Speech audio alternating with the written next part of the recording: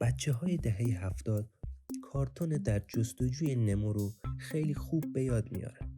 کارتونی که در سال 2003 تونست جایزه اسکار بهترین انیمیشن سال رو برنده بشه و خودش رو به عنوان یکی از به یاد موندنی ترین آثار در ذهن ما به یادگار بذاره.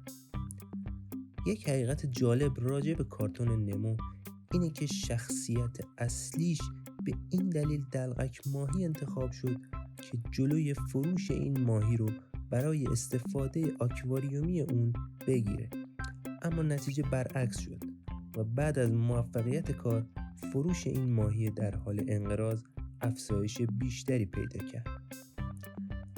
یک رکورد دیگه برای این کارتون فروش 40 میلیون نسخه دیویدی اونه که تبدیلش میکنه به پرفروشترین دیویدی تاریخ. امیدوارم که از تماشای این نقاشی لذت برده باشید. به کانال ما سابسکرایب کنید و هر هفته منتظر ویدیوهای نقاشی نوستالژیک جدیدتر ما باشید.